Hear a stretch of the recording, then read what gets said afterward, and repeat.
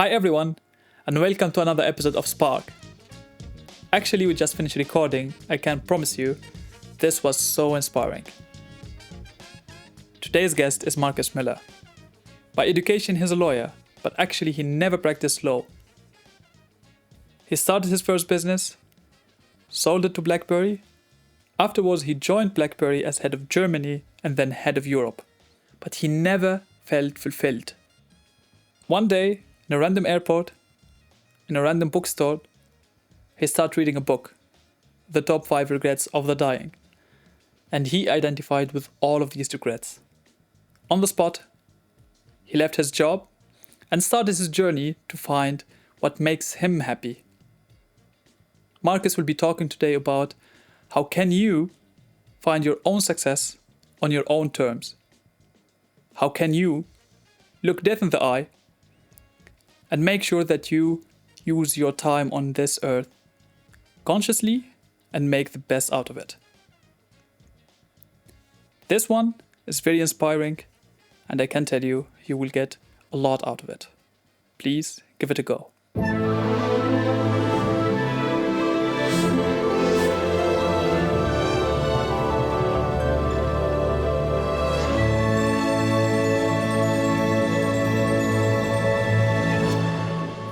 Hi Markus, and welcome to another episode of Spark. So glad to have you on board. My first question that I would love to start with, for everyone who's listening, who's Markus and why they should listen to this episode? So first of all, thanks for having me. It's a pleasure to be here. Who's Markus? I just recently said that the older you become, the longer it takes to explain who you are, because your experience just adds to that. But I'm an entrepreneur. By heart, since 25 years almost. I'm a lawyer by education, but I started my first company back in 2002, sold it to Blackberry, joined Blackberry as part of this acquisition, spent 4.5 years in this big company. Eventually I was responsible for Europe, and then I left, and then something happened that was quite unexpected for me, and I got in touch with hospice work. So that means that you do like a voluntary work, and you help people in their last hours, days, weeks, months, depends, like in the dying process. And that somehow I had a very strong emotional connection to that. And that eventually led to me starting another company in that area, in that field, which is Nui Care. And we started that 6 years ago, and we're doing a digital platform for family caregivers, because that's what I noticed in my hospice work, that it's really tough for them to go through that experience. And there's no digital support. And that enabled me, or inspired me, to start a company like that. And I just recently launched a book that talks about my story, and also about how I believe a content and happy life looks, and what are the ingredients of that, and how you get there. And I guess we want to talk about all of that today. Yeah, we'll be covering it. Starting by your first venture. It's called Ubitex. Mm-hmm. You started in 2002 and worked on it for 9 years. Mm-hmm. Tell us about it. What was it? And why did you even want to found? Is it typical for lawyers to found? Not at all. No, I remember I just a few years after I started my company, I gave a talk in the university, and that was called Entrepreneurship for Lawyers. Back then, there was no entrepreneurship center. There was nothing like that. And it was really funny. But there were a few people in the audience, at least, so they listened to it. No, it's not very common for lawyers to become entrepreneurs. Actually, studying law, going to law school in Germany, it means you have to spend 7 years pretty much with the first and the second state bar to finish that education. So it's a long time. And I remember that I knew from the beginning somehow that I didn't want to become a lawyer. I didn't want to become a judge. So nothing of the typical, law professions. But at the same time, I didn't really know where I wanted to go. And I thought I use this long education to find out what I want, right? And I looked into different areas and the different jobs. And eventually I got stuck with technology. I worked for Microsoft for 3 years next to my study, and also for a company called Palm. They were the predecessors of smartphones, so they were called handhelds. So devices they look like smartphones, but there was no connection, like no connectivity. And I fell in love with that. And I also saw with those Palm devices, I saw a big future coming, because I thought that eventually, phones and those organizers will merge. That's what we now call smartphones. And I thought that's a huge new market that is just about to be developed. And I knew a lot about it because I worked 3 years in this area as a student. And I thought, there's a lot of need in the market. Companies have no idea how to deal with those devices. People were actually bringing them in, buying them personally, private, connecting them to their work computer, and then sucking all the data, the company data, out of that on a little device, which was totally unprotected. And then with that, you travel around the world. So those companies needed a lot of support and consulting how to deal with that. And that was the first idea of Ubitex, to start a consulting business or like a system integration business and help big companies how to deal with those mobile devices, which just started to hit the market. But why did you found? Like, you could have stayed a lawyer? I was never a lawyer, actually. I started the company while still in law school. Mm-hmm. So I guess because I was so excited about this market opportunity, I spent half a year in San Francisco as part of my law study. There was an internship I did with this company called Palm, Handhelds, Palm. And I was in the legal department, and I met a lot of people in Silicon Valley who were just working in this area. And I met a lot of companies that built software for those predecessors of the smartphones organizers. And I just thought, it's a huge opportunities. And I felt this, the urge to really do it. And I wanted to do what I like. I had a contract, actually. I had an offer from Munich Reinsurance at that time. Because I was a working student with them for 1.5 years, and they sent me a contract, an offer. And I actually thought about it for a few hours, I guess. Because on one side, it's the classical, career, going into a big company, starting as an assistant to a C-level person, and then going up the ladder. Or the other thing was much more unsure what's going to happen, but it felt much more exciting, and that excitement somehow brought me to the idea to found it. And honestly, the risk was very low, because if it didn't work, after 1 year, I could always go back to Munich Reinsurance or any other company and apply for a job. But hopefully you didn't. You succeeded, and you didn't have to go to Munich RA or do any lawyer or legal work anymore. No. What does it look like to build a business that's successful? So, it wasn't always successful, and building a business, in most cases, I know a few cases which always go up, but in most cases, it's like up and down, right? It's you have crises, you have sometimes personal crises with founders. That's a very common thing, by the way. We started with 3 people. I founded the company alone, but then I looked for co-founders because I knew I'm not a technical person, so I needed somebody on the tech side. I also knew I'm not a finance person or a marketing person, so I needed somebody on that side as well. That's, by the way, very important to understand what are your talents and where do you need support, because nobody can do everything, obviously, right? So I looked for people. It took me a while to find them, and eventually I found 2 guys. And the agreement was that actually we work together for 1 year and look whether it works with the 3 of us, and without any salaries in that first year. And if it works, then each of them gets 30%. And they also invest, I think it was 50,000 euros at that time into the company. And for that, they get 30%, and I had 40. So that was the deal, and it worked quite well. And eventually, after 9 years, I was the only one left. So both had been leaving the company before. One of them because there was we had a real problem. And the other one because actually the investors pushed him out. So they didn't, at some point, they said, we only continue investment if this guy leaves. And that was my job as CEO to then speak with him. He obviously became a friend. And it was a difficult, obviously, discussion, as you can imagine, a difficult consultation. But that's also part of being an entrepreneur, to go through difficult times. So we've been almost bankrupt in 2008, 2009, when the financial crisis hit the market. We were actually, I told the investors we need 1 more million. And if we don't get it, I have to go to the court and file for insolvency. And 1 hour before the ultimatum was over, they called me and said, okay, we do it. We have some conditions. And obviously, those were not favorable conditions, but at least they did it. And then we did that in 2009, middle of 2009. And 2 years later, we had the exit. So then 2010 was a really good year. In 2011, we sold the business. So there's also a lot of luck, it's also a lot of timing question, like, are you at the right timing? Because when you want to sell a business, you need to be in this phase where companies are looking for something like what you have. And we were in that phase in 2010, 2011. So there's a lot of stuff that is responsible whether you are successful eventually or not. And I would say luck, or I would call it timing maybe, is also a big part of it. Honestly interesting, because you're not the typical founder profile that nowadays we meet. Are either more techies or BWLer, and you're more from the law, coming from the law perspective, from the legal department, and you just decided to start founding without really having fear or like thinking a lot about it, which we typically do. Young people nowadays think, okay, should I do it? I would love to do it. I know that I will be having a lot of joy and happiness out of it, but I'm too afraid to start a business. What's the risk? What are they afraid of? Failure. Okay.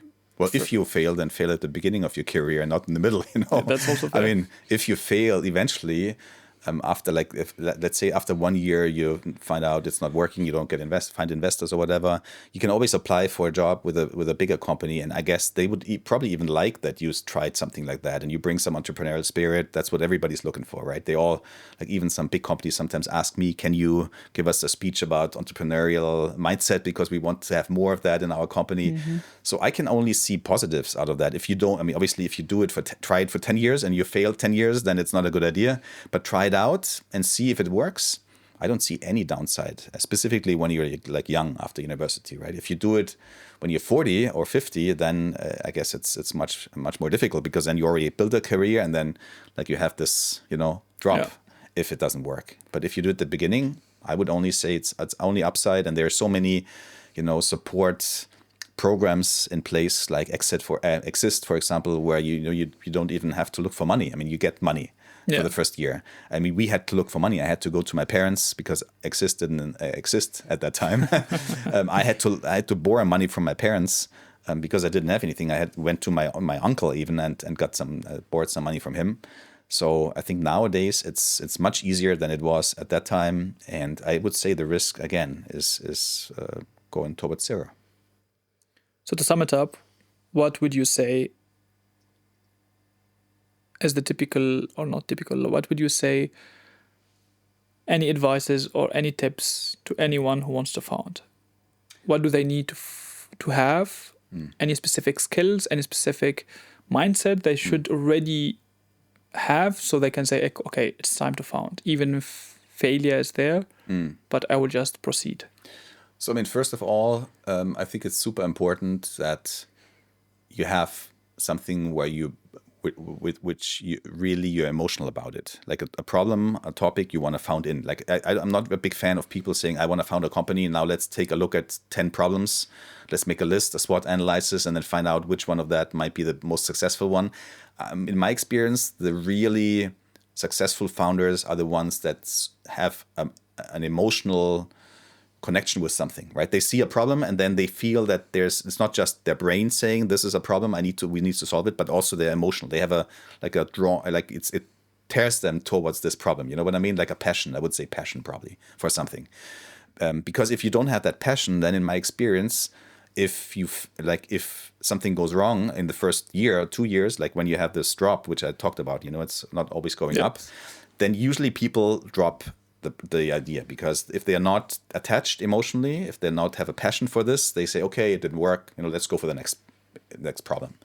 But when you have the emotion and the passion for it, then you're going through that valley of tears, and you need to do that most times to eventually be successful. That's why I would always say, look for something that you're really passionate about.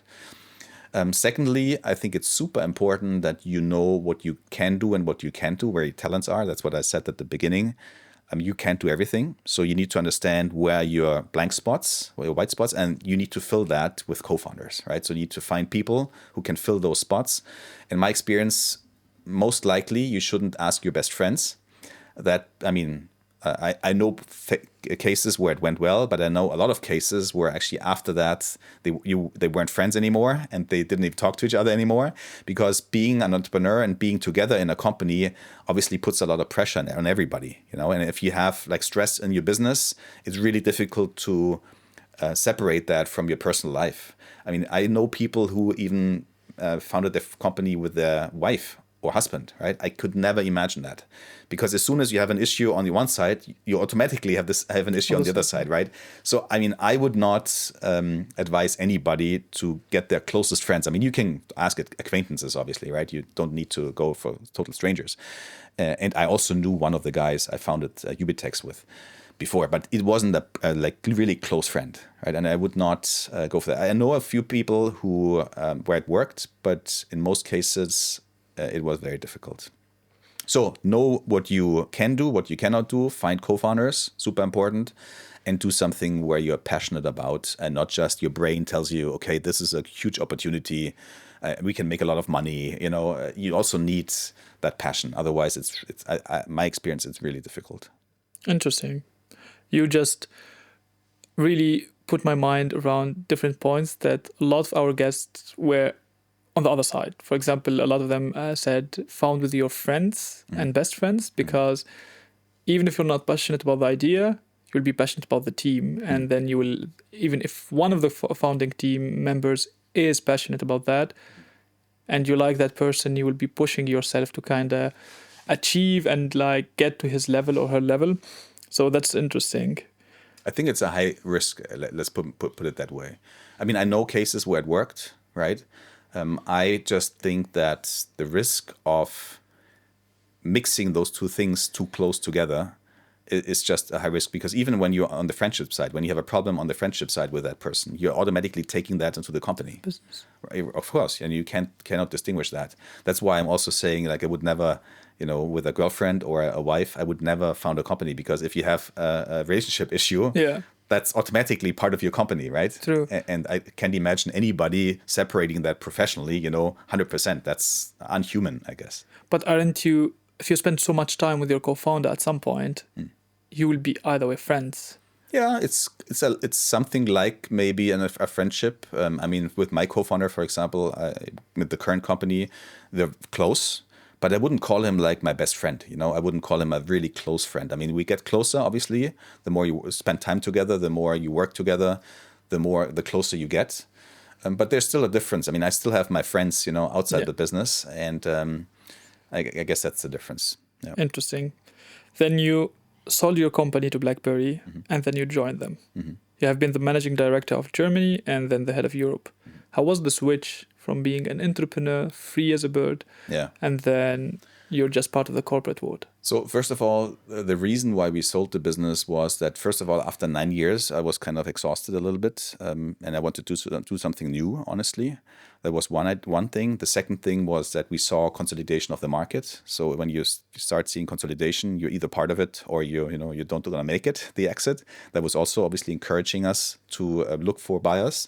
And then eventually, whenever you sell a business, you know, they always ask you to join. I mean, there are very few cases where they let the founder out of the case, because mostly they don't know your business as well as you do. And if you want to integrate that business and the product, they need people who know about it, because otherwise it's really difficult, right? So for me, it was quite normal, and I expected that I needed to be part of it. And the deal was that I actually joined for 2 years. And in those 2 years, I spent a lot of time integrating my teams. We were about 50 people in Ubitex, and we had development teams, we had product teams, marketing, sales, and so on. And we integrated those teams in the lines of Blackberry. And quite frankly, my main job in the first year, I would say, was evangelizing. Like convincing not just the CEO, because the owner of Blackberry, like the founder of Blackberry, Mike Lazaridis, bought us. He was the one signing off on the acquisition. But by the way, he left after 6 months, I think, after he acquired us. But the problem was that most employees didn't understand why BlackBerry bought us, and they didn't see also a reason, like they didn't see a rationale behind it. Because what we did is we had a device management software that managed all devices other than BlackBerry. So BlackBerry already had a device management system that was the BlackBerry server. So when you bought BlackBerry, you always got a server with it as a company, and you could use that server to manage all devices in the field. The problem was that devices like Windows Mobile at that time, Symbian, now obviously Google, Android and iOS devices were also out there. They had no central management server, right? And we provided that. And BlackBerry got under a lot of pressure because their customers were going from only BlackBerry houses to BlackBerry and iPhone, BlackBerry and Android, right? And they wanted one solution to manage all the devices. And BlackBerry servers couldn't do that. So they were under a lot of pressure, and they put a lot of pressure on BlackBerry and told them, if you don't provide that service on your server, we are moving away entirely. That's why BlackBerry was under such pressure. But the employees in the company, the salespeople, for example, they were really still focused on selling hardware, selling the device, and they were seeing our software as a threat, because they said if customers are now using that software, that device management software, they can easily also bring in iPhones and Android devices, and that is killing our hardware, right? The rationale behind it from a BlackBerry perspective was that they saw the devices going down, and they thought, well, maybe we can stay in as a software, right? And that was the rationale behind it. And I had to convince a lot of people worldwide about this strategy. And that was my main job in the first year, the first 1.5 years, I would say. Then something interesting happened, because I was done with the integration. And I went back to my boss and said, what do you want me to do? Because I need to stay around for 2 years, so I'm free. I've done everything you asked me to. What do you want me to do? And he said, what? Just stay where you are. We call you if we want anything from you. So for 6 months, I pretty much did nothing. Really. I was going maybe once a day. I was going to the office. I had a coffee, said hi to my colleagues, and I spent time doing a salsa course and other stuff I had no time doing before, because I needed to stay. I got my salary every month, and I needed to stay, but they didn't ask me to do anything. And then just before the end of this period, I told my boss, what, I'm leaving, because the term of 2 years is coming to an end. I'm gonna quit my job. And then his boss, through him, asked me, what, we're looking for a managing director in Germany. You would be a good fit. Don't you want to stay longer and do that job? And that then, honestly, took me by my ego a little bit. And I said, okay, this was one of the most important markets, Germany, with 300, maybe 350 people at that time. And I thought, I never organized such a big organization, also in terms of P&L. There was obviously a lot of money involved. And I thought, well, maybe I'm going to do that and try it out. And that's why I stayed, and that's why I got this position. And then, quite frankly, the next step in my career, like becoming then head of Europe, was a very similar experience, because the CEO at that time, Thorsten Heinz, he was moved out of the business, and a new CEO came on board. His name was John Chen. He was CEO for 10 years, and he really was responsible for the turnaround of BlackBerry. And he invited all the major leaders worldwide to Canada to present their countries. And I flew there, I presented Germany. And the night before was a really funny story. His closest advisor got us all together, the managing directors from the largest countries. And he said, what, I want to prepare you a little bit for John, what he likes, what he doesn't like. He also told us, what, if you don't want to be in your job, if you don't like BlackBerry, move out, because they wanted obviously some churn, they wanted some fresh blood in the company. And after hearing that like 5 times, he really said it in this 2 hours, 5 times, if you don't want to be here, just leave. After that, I went to him and I said, what, I wanted to quit 1 year ago. Now with this new CEO, I'm going to leave, because you want people to leave anyway. And then he said, okay, I talked to John about it, but tomorrow still present, because we need all the countries to present. And I did present next day. And after the presentation, John came to me, John Chen, and said, what, we would like to keep you. And I said, what, I already made my decision. I'm out, I'm leaving. And he said, maybe I have an idea. I would love to give you Europe. And I was like, oh my God, because that was huge. There was 1 billion revenue in Europe at that time. A few thousand employees. Headquarters was in London. That was on a different scale, I would say, than before. And again, I guess my ego came and said, well, let's see if I can manage that. And then after thinking a few days about it, I told him, okay, I'm going to do it. And I stayed another year in that position. But be honest with me, at a point that you don't need the money. Mm-hmm. You didn't need the money to lead Europe or Germany. No. Why did you do it? You could have really chilled for years, doing whatever you want, discovering the world, Yeah. dancing salsa or Yeah. whatever you liked. Yeah. Money does not really play a huge No. role in there. No, it was maybe it was this ego, or this let's find out if I can manage such a large organization. Also with Europe in that time, that was 2013 and 14. I was responsible for Europe. That was exactly the time where John Chen did this turnaround, or started this turnaround, and that was a huge challenge. I mean, everybody in the public, Blackberry was smashed. I mean, everybody was saying Blackberry is dead. You know, they will never make it. And he had this vision of turning Blackberry from a hardware business into a software company. And I thought that's an interesting, vision. I also believed in it, and he eventually succeeded, by the way. Blackberry is now a good business. And being part of that and trying out whether I can help him or I can be part of that and be part of this turnaround just touched me somehow. And I said, let's see if I can do it. And it also excited me, to lead such a large organization and learn also how to lead a large organization, which is quite different than, running 50 people, honestly. So, I mean, I knew I wouldn't do it forever because I knew at that time even, I'm not a corporate guy. So I can only do it a certain amount of time and then I need to break free again. But on the other side, when I actually left eventually, I did what you just said. I traveled the world, I relaxed. And the problem is that at some point you come to that point where you say, okay, what's next? Because just traveling the world for the next 10 years, at least for me, wasn't an option. I mean, some people do it, but most people who are entrepreneurs and have that urge also, I think, to bring products or services to the market and create something new. I think that's part of the entrepreneurial gene, I would say, right? That I also feel inside of me that I need to do something. I mean, I need to be productive. I can't just fly around the world for 10 years and just visit countries and cities. You can do that for a certain amount of time. I did it for almost half a year. But then at some point you start looking for something else. What would you say then? What are the signs that you can tell you are more corporate guy or more an entrepreneur? Yeah. Is there any sign that you can see in your lifestyle or in your mindset where you say, I'm on this side or the other?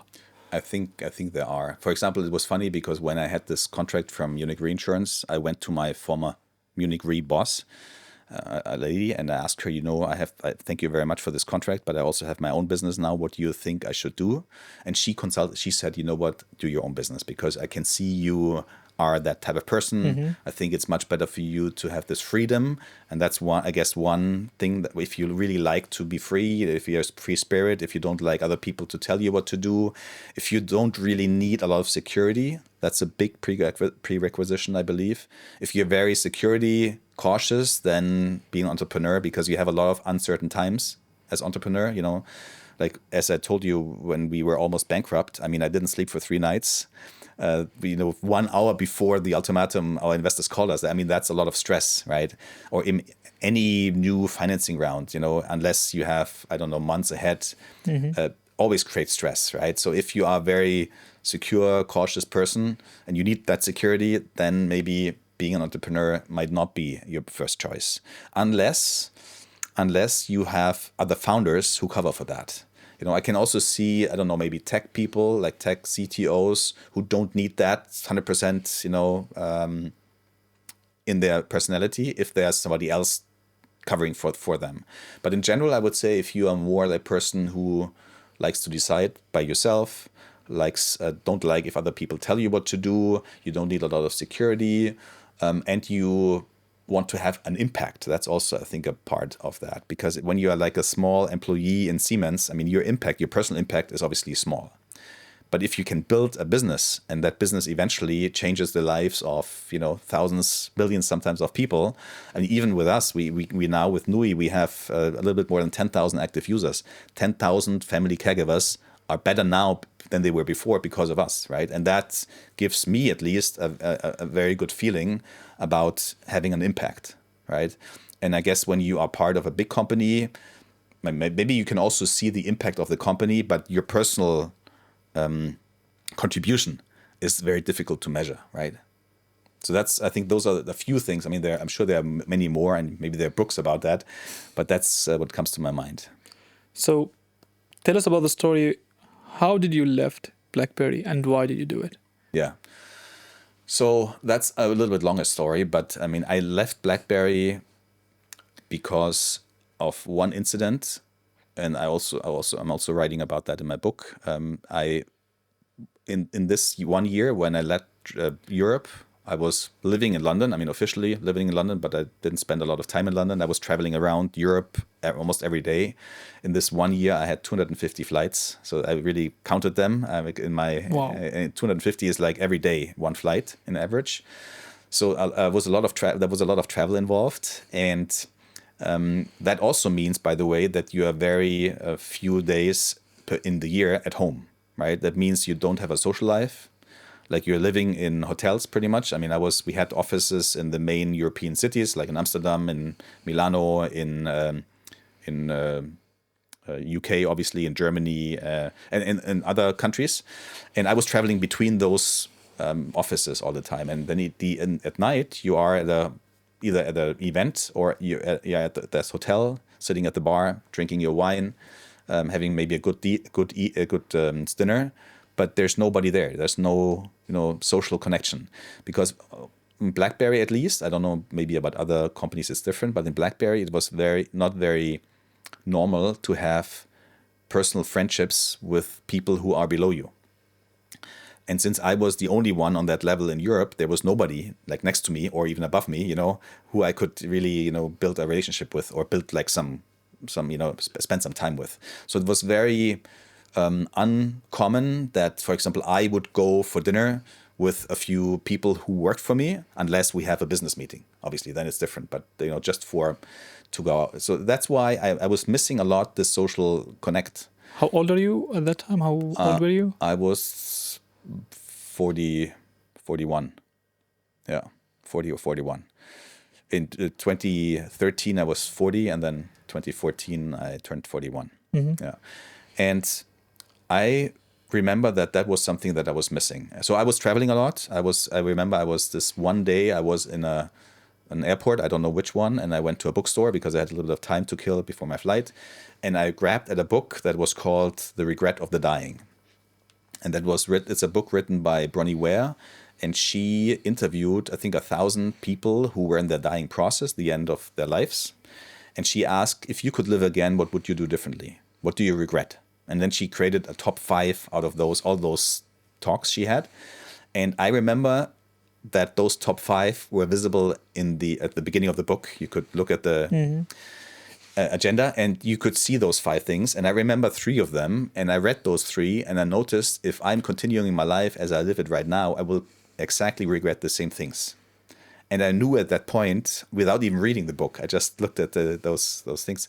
I knew I have to change my life, right? And actually, I wrote my resignation on the next flight, on my laptop, and sent it out at the same day.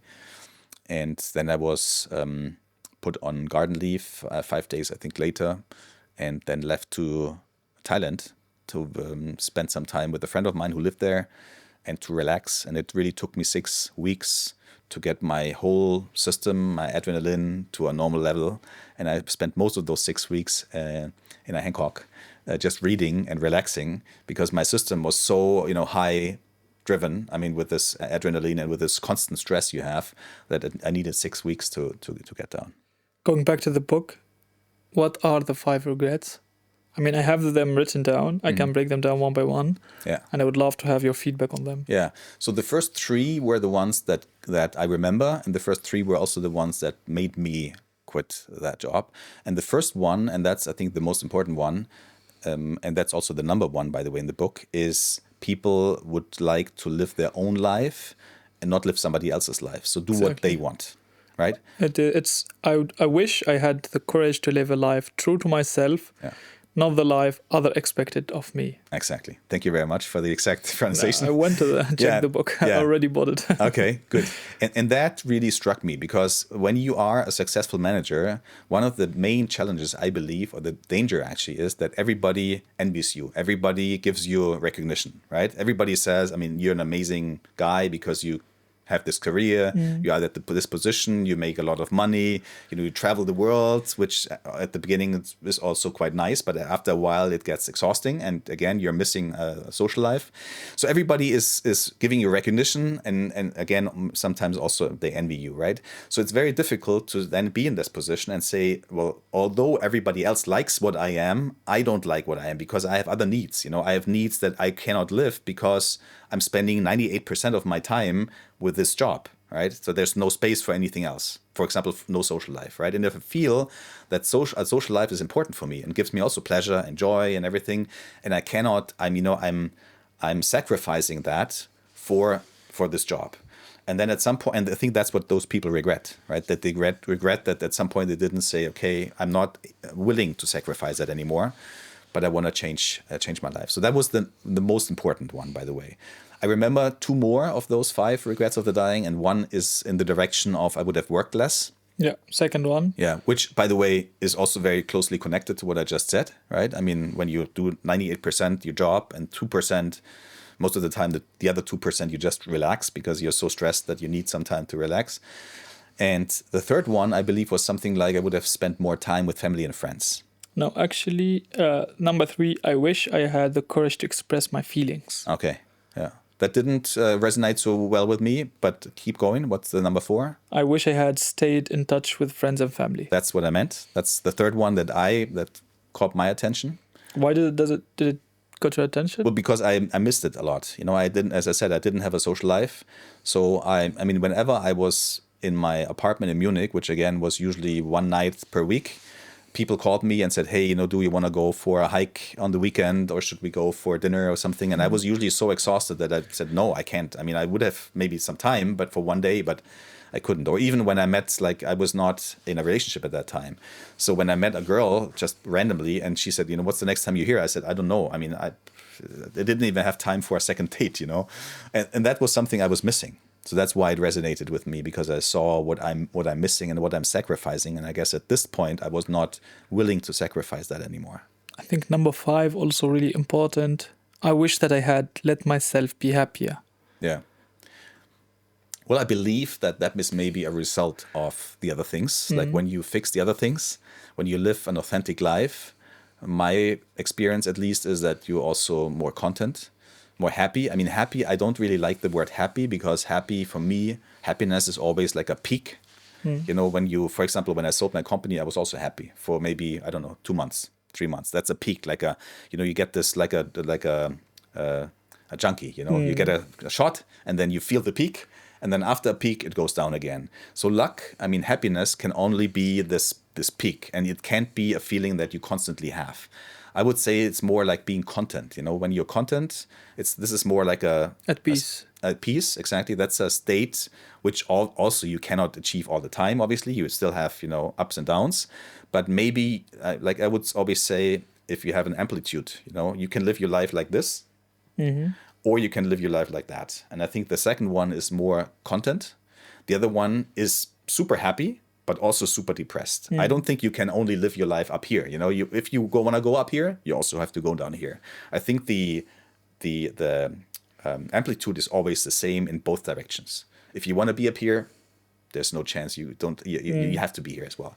And for me, at some point, I decided that maybe I want to do this life in the middle, and that, peace, life of peace, what you said, or content, which doesn't have as much dopamine maybe as you have when you're like achieving things in your business and you're like successful and so on. But again, it also doesn't have those downside. And I think it's more a full life, like a life which has more aspects, because I don't believe that we're not like, we don't have just one interest. I mean, we don't have just one need. We have more needs. And I believe with Blackberry, with this job, I fulfilled one need. This need of, being productive, being recognized, that was fulfilled. But all the other needs, like, for example, being a social being, having social contacts and other things, that was totally neglected. What would you say that it is possible to have balance between the different needs, or is it always some part of your life you need to fulfill these needs and neglect the others, and other parts of your life you will be neglecting these needs? For example, for you was productivity, like you did neglect social life, but focused more on work and productivity, and then you'll always switch. Would you say, is it possible to achieve balance or not? I believe so. I mean, this is what I'm talking about in my book, like a way how to get there, to achieve this balance. It also depends how you define success, right? I mean, most people want to be successful in life. The question is, what do you think success is?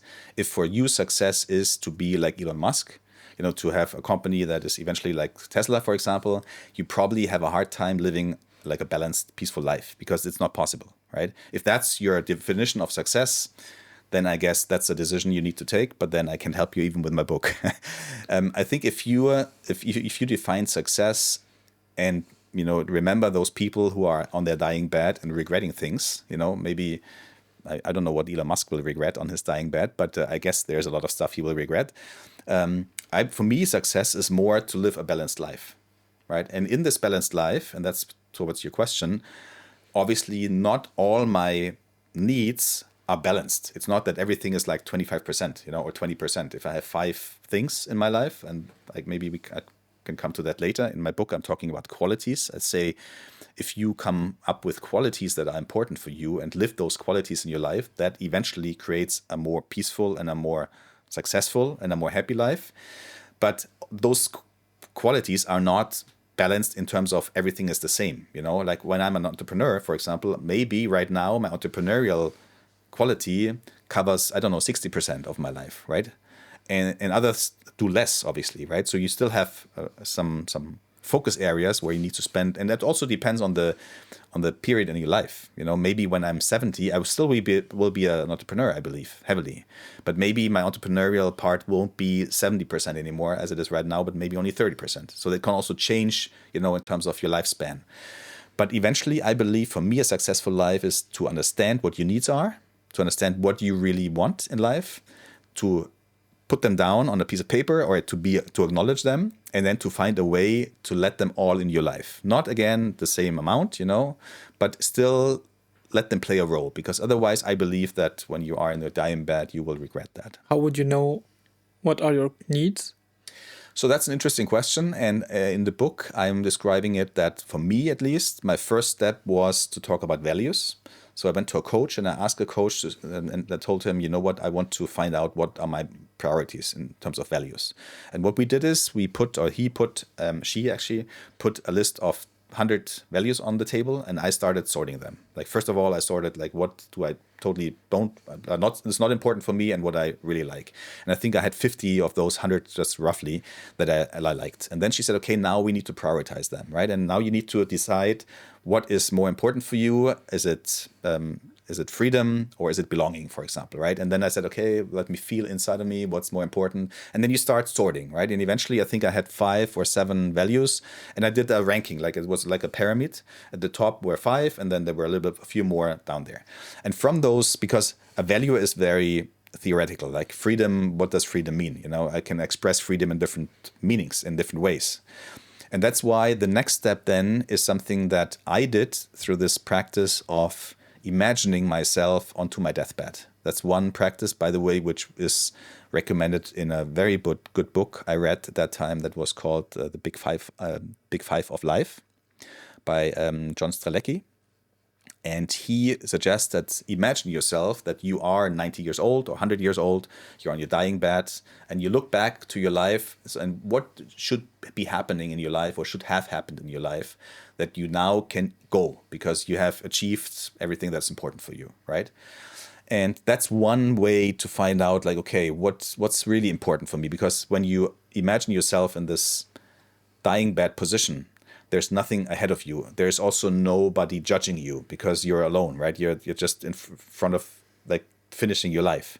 And then maybe you are more honest to yourself rather than thinking, okay, what would my father say? What would my neighbor say if I, for example, quit my job, right? Or what would my surroundings say? Because when you're on your dying bed, all that doesn't matter anymore.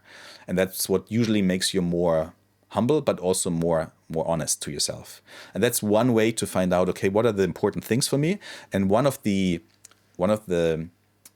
understandings that I had in this process was that goals, like achieving goals, For example, like first thing I thought about was I love to have a house on the sea, because I love to be on my bed and watch the sea, and this is like the infinite sea is like giving me a lot of peace. And I thought that's one of the things I want to achieve in my life, right?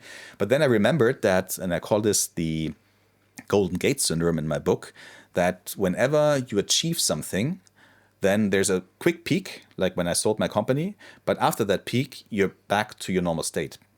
So I think achieving things, like making goals and achieving them, I mean, you can do one after the other in your life, and then you always have those peaks, but I think they don't contribute to a content and peaceful life. I think for that, you need things, you need qualities. That's why I call them qualities, that you can live until the end of your life without being at the point where you say, okay, done, achieved. I believe that, for example, being an entrepreneur, like being entrepreneurial, is something I will do until the end of my life. And again, I won't start new startups when I'm 85, maybe, I don't know. But there's still something I can create. Even when you're 85, you can be entrepreneurial. So I believe that entrepreneurial, by the way, is one of those 5 qualities, right? Another quality, for example, for me is having a social life, right? That's also something I cannot achieve. It's not like, okay, now done, it's over. I can have a social life until I'm 85 or hopefully 95 or 100. So those qualities for me are qualities that don't have an endpoint, don't have a point where you say, okay, achieved. And I'm not saying you shouldn't have goals in life, by the way, right? You should still have goals on the side. But I think the expectation that those goals make you happy eventually and give you that peaceful content life, that's a wrong proposition, right? I think that the qualities bring you to that peaceful and content life, and those achievements and those goals are good to have, and you also get like dopamine kicks out of it. But again, that's like, I would always say those are 2 different things. But then how do you measure your success? When would you say, I'm successful in life? And as you said, most of the people would love to be successful. Yeah.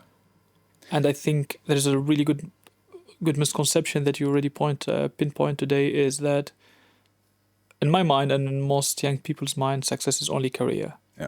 And I think that's totally wrong with what you have said already. But how would I know if I am successful or not? So I think the first task everybody, I believe, should do is define success for yourself.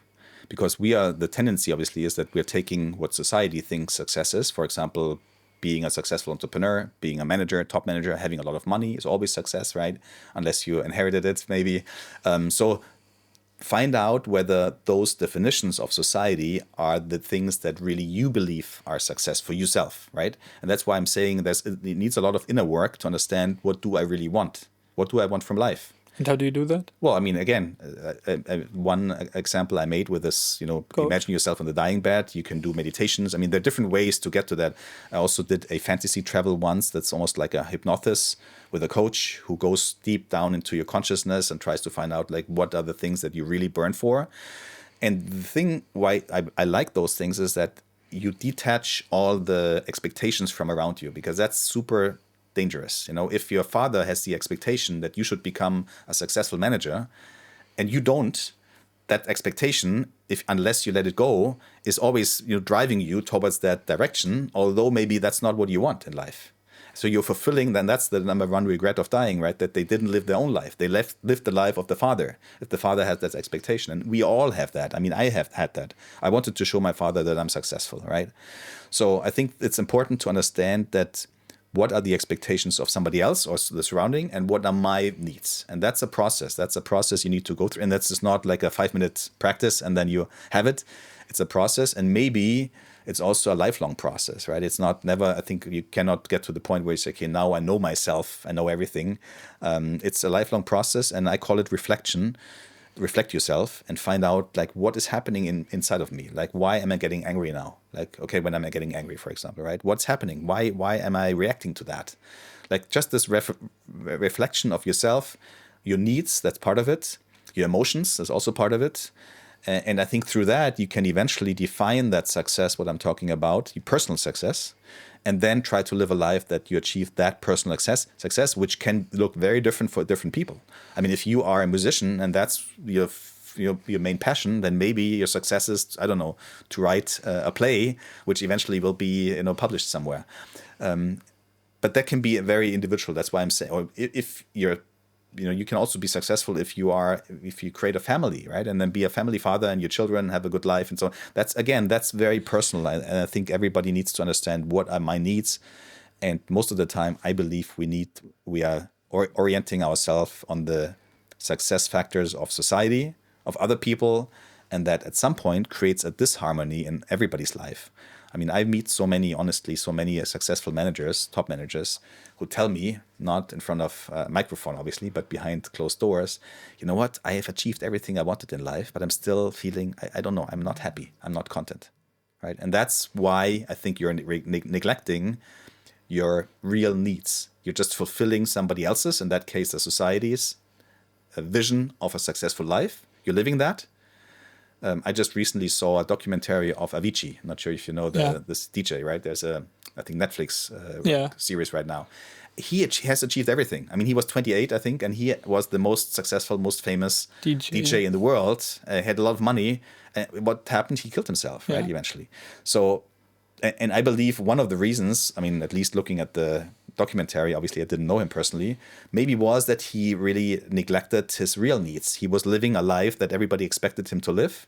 And everybody said, this is amazing what you do, this is amazing the life you live. But maybe he had other needs. And once you neglect them, then I think at some point you start feeling that frustration. Some people then try to fight that frustration with alcohol or with excessive drinking, eating, or also excessive consumption, by the way. I mean, I remember one time when I was running Europe, I was really frustrated and I went to a shop in London and I bought a very expensive watch just to, try to fight that frustration. And obviously it doesn't work, right? I mean, it works for a short time, like maybe for a few hours in that case, or maybe a few days, but then you're back to your frustration. But that's what I see a lot in some cases, that people are fighting that frustration with consummation, for example. And again, that's not working a long time.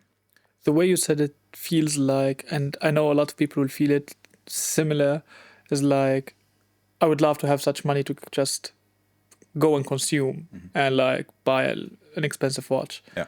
But if you think deep about it, it's empty. It has nothing behind it. Then that leads to my question: how would you say you can live a fulfilling life? For you, you already have your reflection at 40, 45, and you left Blackberry, and then you took 6 months to just adjust your mentality and your mindset. How do you approach life right now with this new mentality, with this new mindset that you want to live a fulfilling life that's for you, not for the other people? By understanding your needs and living them. That's a very simple question. I mean, it's not simple to find out what your needs are, but once you know them and you live them, and maybe you also live them despite other people telling you, what are you doing? I mean, sometimes obviously it depends where you are, but like, for example, if your family is a very conservative family, right, and you are the one who, I don't know, wants to be an artist or something like that, right, then you don't get recognition from your family. And I believe that you need to be strong enough to tell your family, you know what, I love you, but I want to go this way, and if you don't agree, then I have to leave you, and I have to go this way. So try to be more independent also from outside recognition. That's a super difficult topic. Very difficult. It is. I remember speaking with young leaders in Schloss Elmau about it. One evening, they were all like around 30, and they have already achieved some level of leadership.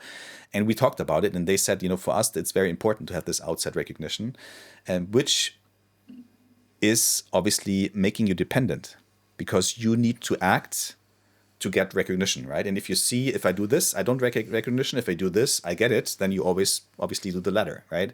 Although you might want to go do this. So I think being more independent from outside recognition and giving you that recognition yourself, being self-conscious and understand I'm worthful, I'm worth, without, fulfilling somebody else's expectations. Just because I'm worth. This is a process which I believe, when you tell that a young person, a 20-year-old, they probably tell you, I don't know how to do it. And maybe it takes a little experience in life to get there. But eventually, I believe that's something everybody should strive for, because it gives you so much freedom. It gives you so much freedom because you can do things and not think about what are my neighbors saying. In my experience, I mean, I did that in my life, and also for some stuff that I did in my life, I didn't get recognition at all from some people.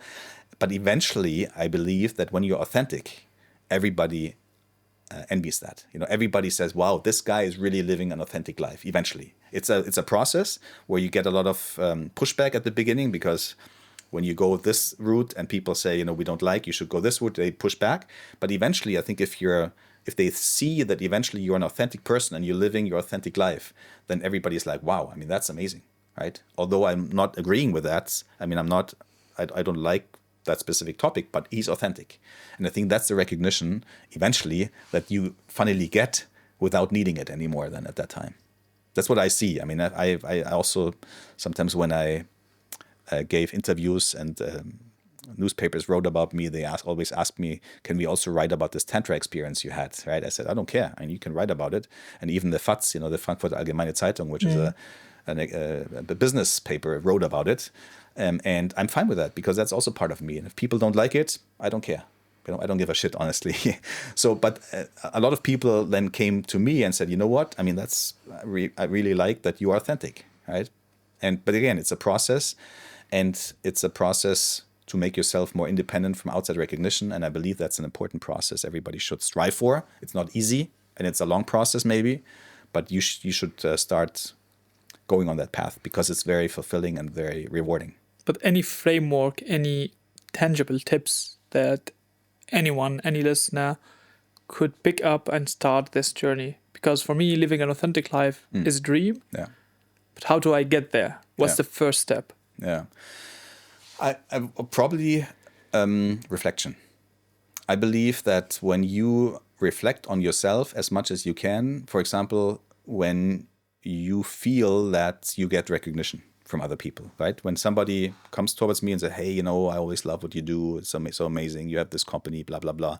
Then you try to feel what's happening inside of you. You know, then you have a feeling that's coming up. Usually it's, I don't know, pride maybe or something. And be conscious and be reflective on yourself. By the way, not only with good feelings, but also with bad feelings. Like if, for example, I'm getting very angry, then that still happens towards an employee, for example, they do something wrong or whatever, they don't understand what I'm telling them. I feel that, okay, now I'm feeling this anger, and I'm trying to reflect, I'm trying to observe in my body what's happening, right? And maybe eventually, and that's my experience at least, is when the first step is you observe it. And then slowly, after a while, you also find out why that is triggering you, for example, right? If somebody is calling me, I don't know, you're not intelligent, right? If that's triggering me, I mean, that doesn't trigger me at all, but some people are triggered by that. And then they feel they get aggressive, for example, right? And the first step, I think, is always to observe that aggressiveness. And what helped me a lot is that I locate it in my body somewhere, right? Because, for example, my anger is in my stomach. I can feel it in the stomach, really. Some people can feel it in their chest, for example, like the chest gets narrower or something, or the throat goes narrow, like, or locate it in your body, right? And then try to feel that feeling. Try to observe the feeling and feel it.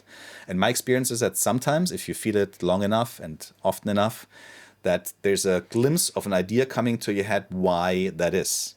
It's maybe an experience, maybe your parents. I mean, there's a lot of, obviously, who we are is because of our parents, right? It's because of our upbringing. I think the first few years are super important, obviously, in everybody's life, and that's also defining you. But understanding that better and understanding why you are like you are, how you are, I think that also helps. And then eventually, I think you start to accept more and more who you are. And that accepting who you are means that you don't need anybody else telling you how great you are, but you accept who you are. You know what I mean? That's the end point. But again, it's really, there's no like 5 steps to get there, you know? It's a lifelong process, I would say. And I think the most important thing is that you start walking the walk. You start maybe reading books. I mean, there's so many books about this. And I think the most important is to start reflecting on yourself. What I hate people saying is when they say, you know what, I'm an aggressive person, but that's just the way I am. Like, you know, I say, well, no, I mean, start working on it, you know. If you are that type of person, then, you know, reflect on yourself and try to, you know, work on it and try to develop, because eventually it's a development. It's a personal development. I think personal development is something everybody should have on the list. and not just about, rhetoric speech or whatever, or, become more efficient, but also about the personal, like understanding yourself better. And that's what I mean with reflecting on yourself. And now, after you started your journey of living a fulfilling life, how do you approach life, either for business, social life, and other qualities or needs do you have? I'm not differently than before. I am just consciously living those qualities. For example, I know that I want to be an entrepreneur. What I found out in the last, 10 years is that it's more fulfilling to do something entrepreneurial that I burn for, that I'm passionate about. That's what I said at the beginning. That's why I would always give this tip, because it's much more fulfilling also. I've met entrepreneurs, honestly, who tell me that what they do, they don't care about it all. But it's a good business. It gives them a lot of money, and that's good enough for them. I could never do that. I could never imagine doing something which I don't like, And I think that's part of living a fulfilled life, that you see sense in what you do. And I always say to young people, this sense needs to come from you, not from society, right? If you believe society appreciates social work, right, or ecological world, like saving the planet, don't do it unless you feel a calling inside of yourself. Like, try to find out what's your passion. If your passion is building cars, like not electric cars, but like real burner cars, then do it. If that's your passion, do it. Don't listen to society, what they see. A lot of people came to me and say, oh, what you did with Nui is so amazing because you're helping elderly people, you're helping family caregivers. I mean, I'm doing that because I feel this urge, not because somebody else thinks that's super valuable, So, but that's, I guess, eventually you approach everything the same way like before, but it's more conscious. Like, for example, now, if I see that I'm missing out on my social life, I try to actively reinstate it. I'm actively calling people and say, hey, let's go play cards again next week, or let's go on a hike or whatever. Like, I try to find or try to assess those qualities I talked about and see, do they still play a big enough role in my life? And if they don't, I actively counteract, to give them space. And that's, again, it's not always the same space. It's not always 20% for each. It changes, but at least I'm trying to not let one of those qualities fall down entirely, right? And then after 5 years to go, oh my God, I should have had a social life, but I didn't have time. That's not true. I mean, if you're conscious and if you're reflecting on yourself, find time for it. And where does writing this book comes in? Yeah, that's interesting, because the first time somebody asked me to write a book was maybe 8 years ago, after the publication of, I think, this FAZ or Süddeutsche article. And there was an agent coming to me and said, hey, don't you want to write a book about that? And I said, yeah, I'd never thought about it, but maybe. The feedback about those articles, by the way, was always very positive. People said, oh, this was inspiring, blah, blah, blah. So I said, well, maybe, writing a book is giving me a better chance to reach more people and inspire those people, right? That was the idea behind it. And the first agent with the publication company he had, publisher, was just not a good fit, I thought. That's why I said, okay, unless it's a good fit, I don't do it, because it's like I don't need to write a book, I didn't really feel that urge. And then 1 year ago, I met a friend, or a person I know, and she said, you know what, you heard about that story? And she said, I have this contact to this publishing company. They could be a great fit. Don't you want to talk to them? I talked to them, and it was a perfect fit. And eventually we said we go for this project. And one thing maybe which also encouraged me to write a book, and again, I'm a big fan as an entrepreneur of scalable solutions, right? I did speak with a lot of leaders in a big company. It's a big company in Germany, and they have a leadership program. And people who go through that leadership program for a certain amount of time spoke to me for 1 hour. They introduced me to that leadership program, and I spoke to them for 1 hour. There was 5 leaders from all around the world. They were usually CEOs in other countries, or like top managers from that company.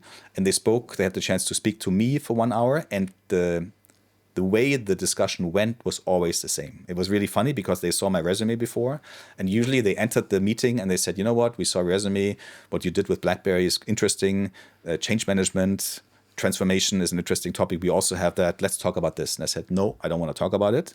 I'm not an expert in change management or in transformation. I want to talk about do you live the life you want to live? And funny enough, they always followed me on that path. It was never that they said, no, we want to talk about transformation. They always came with me. I mean, I was very open with myself. I told them about my experience, and they always followed me. And usually I would say 80 or 90% of the people in that program, and I talked maybe a total to 100 of them, always were open. Maybe a few not, but most of them actually followed me on that path. And it was always the same type of development of this discussion.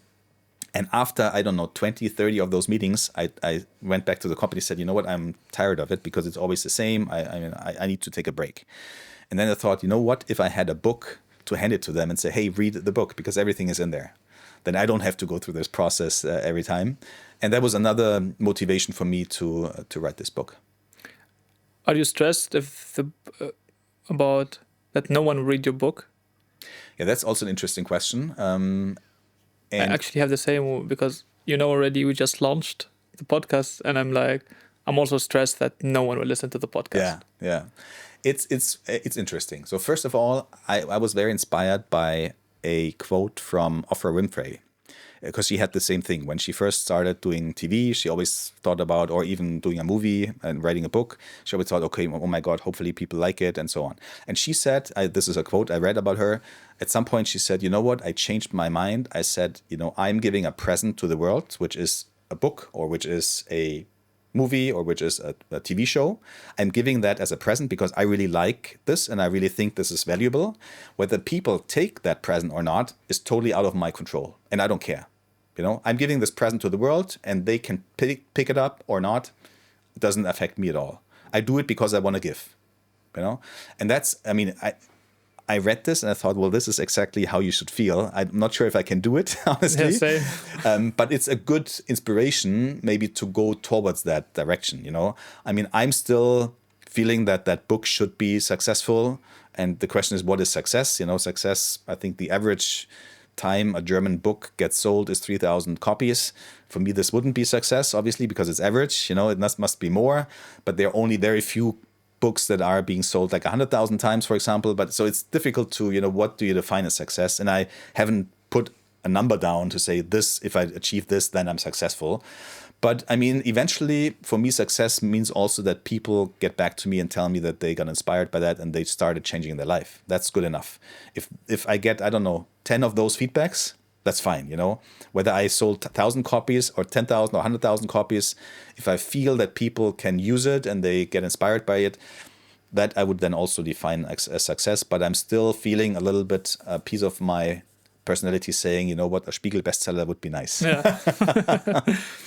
But that takes you back to the external validation, because This is also external validation. Yes. Because if you approach with Oprah's mindset, just giving the mindset, but at the same time, you can do more. Yeah. And I'm also in my head, I can do more. Exactly. I can do more marketing. I can do this more and this more, trying to get more and more likes or views. Yeah.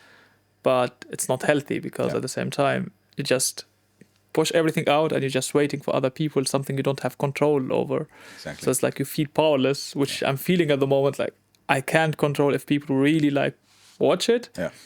And we did a lot for it. I'm just waiting now, okay, how it's going to look like from now on. So that's also in my head.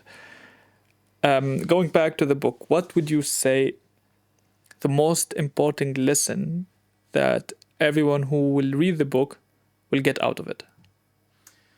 So there's not just one important, I think the most important lesson is start reflecting yourself. That's number one most important lesson, because otherwise you will regret things on your dying bed. Okay, the question is, how do you do it and so on? And that I explain in the book. I think if something we haven't spoken about yet, and that's also an important input, I believe, from the book, is that it is worthwhile starting to reflect on something which most humans try to push aside as long as they can, and that is death. So death and dying, and the fact that our life is not finite. It's finite, exactly. It's not infinite, it's finite. This reflection, I believe, has a lot of positives. And I'm explaining the positives in the book, and I see two main positives of reflecting on death and also on the fact that you're not infinite. And the first is quite obvious, because as soon as you know that anything is limited, it becomes more valuable. Right? I mean, if you know that it's difficult to get the new iPhone and people are standing in line and they used to sleep in front of the store to get them because it was limited, right? Not everybody could have it. It's limited. So when you know that your time on earth is limited, it becomes more valuable, right? And while it is more valuable, or when you notice it's more valuable, you start reflecting, okay, how do I want to spend that valuable time? So time becomes more valuable. And then I ask myself the question, if it's valuable, how do I want to spend it wisely? And then you have to reflect on yourself and think, okay, what do I want? What do I believe is valuable time spending, And then you start reflecting. So that's number one. Number two, and there was an author in the 70s, his name was Carlos Castaneda. And he was writing in one of his books that the death is always on your left shoulder.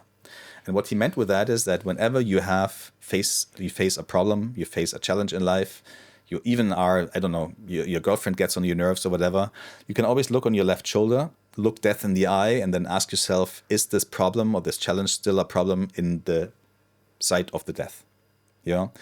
And most of the time, it's not. Right? And what it does, I mean, I'm not saying you should neglect all problems, that's not what I'm saying, but I'm saying you should put them in perspective. Because, for example, when you start a fight with your girlfriend about not bringing down the trash or whatever, it's not worth it. And everybody who's like talking right now would agree with that. But once you are in that emotion and she's triggering you some point, and you go into this fight, and after that fight, maybe you reflect and say, okay, this was totally stupid. Why did we do it? And if you manage in this moment when you get triggered to look on your left shoulder and as a remembrance, and look death in the eye and say, is it still important in the sight of death? And the answer obviously mostly is no, then maybe you can be more forgiving, can be more loving, hug the girlfriend and say, hey, you know what, I love you. I'm bringing down the trash later, but let's focus on what's really important. And for me, for example, one of my qualities in life is dealing with death or thinking about death, thinking about our life being finite. And also, I'm a hospice worker, like a voluntary hospice worker. So that means that every week I'm visiting a family where somebody is in the dying process. And that gives me the remembrance. Because sometimes we read a book like that, we're totally inspired. And then like 6 months later, everything is back to normal. And for me, this constant visit every week, looking somebody in the eyes who I know will be dead in the next days or weeks, is me remembering that, right? And calibrating or prioritizing my problems again, and that helps me to distinguish important problems from not so important problems. So those two things, spending your time more wisely and finding out what problems are real problems. I mean, honestly, subjectively, like people who are very rich, I don't know, maybe they want to buy a new car, okay, so the new Porsche, and that's not available right now. I mean, they subjectively feel the same pressure and the same, frustration than maybe somebody who cannot pay the rent the next month is feeling. Subjectively, it's the same. Obviously, objectively, everybody says you're crazy, because it's a different problem. But when you think about like how the person feels, for them, it feels similar. But if that person, like that rich person who's trying to get a new Porsche, is putting that in perspective, then they can let it go. And that's what I mean. Because unless you do it, you feel as unhappy and as pressured as maybe somebody who cannot pay the next month or the rent or cannot feed their kids or whatever. But then what are the problems that are important to deal with, and what are the problems that you can ignore? That's something you need to find out. How do you find out? Well, look death in the eye and then, ask yourself, if I would die tomorrow, would I still spend time on that problem? If I'm dying tomorrow, I'm not spending any hour on any problem. Well, maybe that's the answer. Or maybe think about 1 year. I mean, we did in our educational training to become a hospice worker. It's 10 months training. It's not every day, obviously. It's 1 weekend per month plus 2 evenings, but it's 10 months long. And one of the exercises we did was imagining ourselves into a position where we know in 1 year we're dead. So I know today is the whatever date X, and I know that exact date next year I'm dead. What would you do? What would you change? Would you quit your job? Would you do a world travel? Would you visit somebody? Would you say something that you love them? Or what would you do, right? And then that gives you a sense of what's really important for you. And you can do the same practice, by the way, the same exercise with 1 year, with 1 month, with 1 week, or 1 day. And obviously that changes, because if you're dying in one day, then nothing is important anymore, I right? just quit right now this podcast and go and see my family, literally. Okay. Yeah, exactly, right? So that's why I'm saying, maybe not just take this one day. Yeah. That shows you what are your highest priority. But maybe if you think about 1 year, then you maybe you would maybe still do this podcast to the end, if it's 1 year. Yeah. But again, it helps you to come up with, reflect on yourself and see what's really important. Yeah, but if you put it that way, even work does not matter for me, because then why should I? Yeah, well, why should I? Because you're passionate about it, You're passionate about something. For example, if you are passionate about helping people to be inspired, then that podcast is a perfect work for you. Because hopefully that podcast will inspire other people. And if that's what gives you pleasure, and that what gives you, confirmation and so on to yourself, then why wouldn't you do it? I mean, I can tell you that, it's always sounds so great that you sold your company and you don't have to do anything anymore, right? That's a huge challenge. Nobody can maybe imagine, but it is. When you talk to people who have done it, I've spoken to entrepreneurs who had much better exits than I, and they cannot spend the money in the next 5 generations. Okay, I can do that in the next 5 generations, but they cannot, right? And they are struggling with, for example, the fact that they are nobody anymore in society, because they used to be that great entrepreneur with this big company and blah blah blah, and now they're not anymore. So it's people would say, well, that's a good problem to have. Exactly. Subjectively, it's as threatening and as painful as it was before. So that's why I think that being passionate about something and really like what you do, why would you stop doing that if you knew you had 1 year to live? Because my answer is always, you don't know whether you have 1 year to live, honestly. Maybe you're not there at 1 year anymore. Yeah. So you better start, focusing on what's really important for you. My best friend, he passed away 1 year ago in February. I'm really sorry. Yeah, no, he was a pilot and he crashed with his plane, and he was 53. Right. The interesting thing is that when you go to the funeral, there are a lot of people, I think 500 people or something like that. And most of them were the same age or in the same age category. Right. And then people usually are shocked. Part of that shock is because you're losing a friend. But part of that shock is also that you notice you can also die with 50. Mm-hmm. You don't, not everybody dies with 100. You can die with 50. And then they reflect and say, oh, my God, if I'm dying next year, am I living the life that I want? Do I have enough time to fulfill, things, wishes and needs and so on? And that sometimes brings people to that journey. So sometimes if somebody dies, for example, also if you get a diagnosis. Somebody I've dealt with a lot in the past, many years ago, was Guido Westerwelle. He used to be our foreign minister in Germany and also our vice chancellor in Germany. He was very well known from the FDP, and he got the diagnosis of cancer at some point. And I remember I spoke with him a lot of times before that diagnosis, and I have never met him personally after, but I saw some videos after he had the diagnosis. And he changed completely. His priorities totally changed. And I would have wished that he had that experience before.